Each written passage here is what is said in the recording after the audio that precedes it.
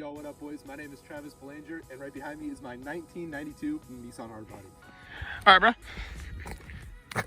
So what's up, guys? It's Derek here. I'm going to take the lead from here. So this is Travis's 1992 Nissan Hardbody.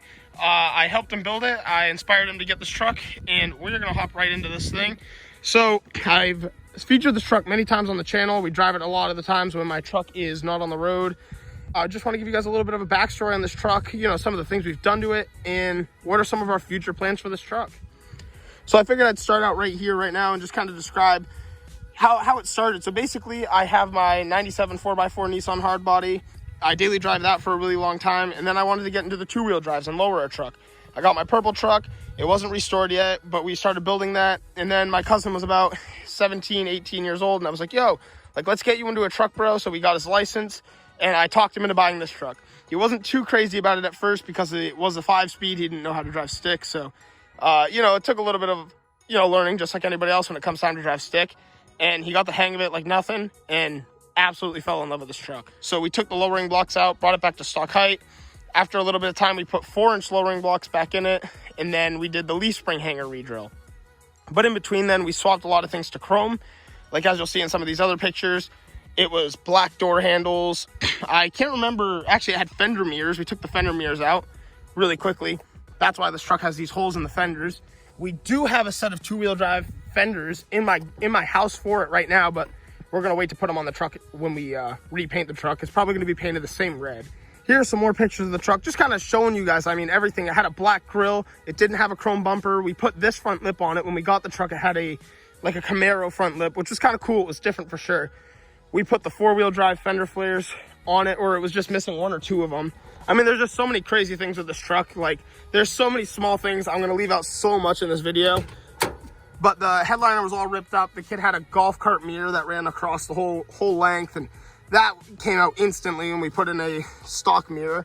There was no carpet in this truck from factory, so we put carpet in it. One cool thing is the seats are out of a Pathfinder, and they were already in the truck, so that was kind of a cool piece. He had his own kind of center console, but the truck was so messy when we got it. Like I said, it had no carpet. This aftermarket wheel was in the truck. One of the first things we did, because we were a little younger, we've had the truck for about 3 or 4 years now. We painted all the trim inside the truck, which I think looks really good for this truck. The red interior trim is perfect. We got the gauge cluster out of a 92, I think it was, or a 91 extended cab 5-speed. And what makes this gauge cluster so cool is he has the tachometer with the working analog clock, which was such an upgrade because this truck came factory without one. But I built this custom center console. We wrapped it in the black. It's like a fake leather. We put the Scar sub. The truck actually came factory without speakers. Actually, this truck literally didn't even have a radio. It had no radio. It had no back bumper. It had no carpet, no AC. This truck is so base model, no tachometer. I mean, it was crazy. So we installed a radio, we installed speakers, we put our sub in. I mean, every interior piece of trim you see, like the little clips up here that hold the headliner in, we put a headliner in just not too long ago. You can find the YouTube video on it. The sun visors, we custom wrapped the interior A-pillars. There's just so much work done to this truck. We've changed out the vents, but we got to change out the middle ones too. We still got to find those online. But I mean, there's just so much detail in this truck, and there's a lot of things you just don't see, which is completely fine. Another thing is these chrome door handles. I mean, just little things, but it's those little things that are, you know, the most important.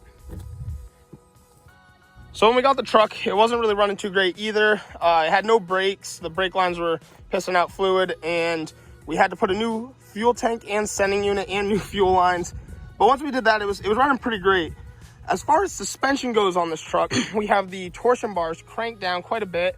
We have 4x4 upper control arms to get rid of any negative camber because they stick out a little further than the stock two-wheel drives.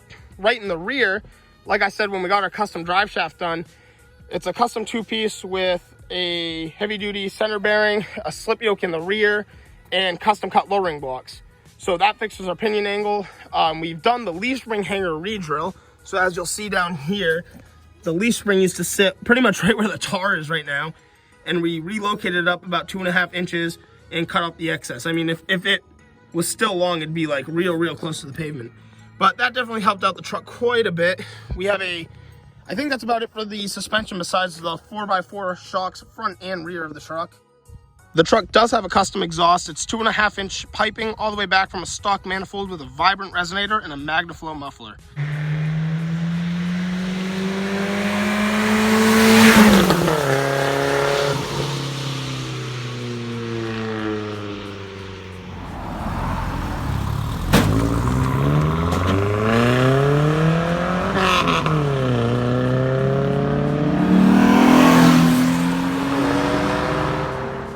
So we have the license plate box recessed into the tailgate.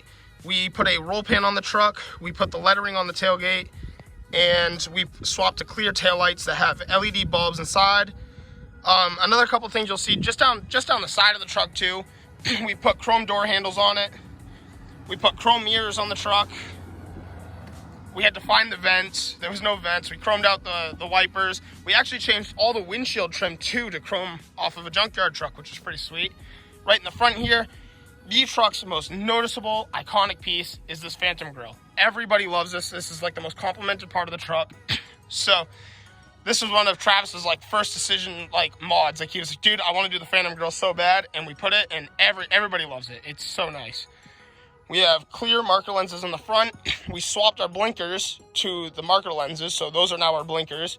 We have the vents in the middle. This is actually the newer one-piece chrome bumper for a 97 hardbody. This one would have had the 3-piece. We put an S10 front lip, cut to match, swapped over to a vanity plate. Obviously, this one says Nissan low body. But I mean, we just love this truck. So for the longest time, this truck's purpose was to be a full daily work truck. So we put mowers in the back of it every day. We were doing steel runs, moving people out of their houses. I mean, this truck is what made us our money. We work for ourselves. We needed a way to fund the truck, and you know, the truck funded us. So it's been a pretty good journey with this truck. There's a lot of little things I'm gonna forget and miss out on when I'm talking, because there's just so many little things we've done to this truck that you just don't see, you don't notice. Obviously, we tinted the windows ourselves. And back here, eventually we're going to be getting we have a new tailgate already. This one was not done right by the guy we brought it to. He kind of half-tailed it. So we have a new tailgate. We have a new plate box from Road Fab. We're going to weld that in. It's going to sit a lot deeper. Like this light, you won't even see it sticking out. It should be flush. So that's going to be really, really awesome once that's done. So one thing I really want to get into is the engine bay really quick. There's not a lot done to this truck besides an EGR delete, deleted some of the piping for the air filter. I mean, there's really not much done inside of here besides the exhaust as well. But one thing that I can really say is we have a lot of plans. Like, this is a lot of the future of the truck right here. We really want to turbo the truck. We want to stick with a single overhead cam KA24E. We do want to do a lot of wire management, which, by the way, the truck does have underglow. I forgot to mention that. But, I mean, there's just so many things we can do inside this engine bay. I mean, shave things, clean things up. So that's a really big portion. Actually, we just ordered. I'll kind of wait to tell you guys about it, but we just ordered something pretty cool for the engine bay. So we'll come back to that. But I'm going to close up the hood and show you guys some more of the truck. One thing that did happen to this truck is on August 6th, 2021, it did get into a pretty good fender bender. Some guy was driving in front of the truck, stopped, missed his turn on GPS, put it in reverse, and punched it and crashed into the truck. Here's a couple clips.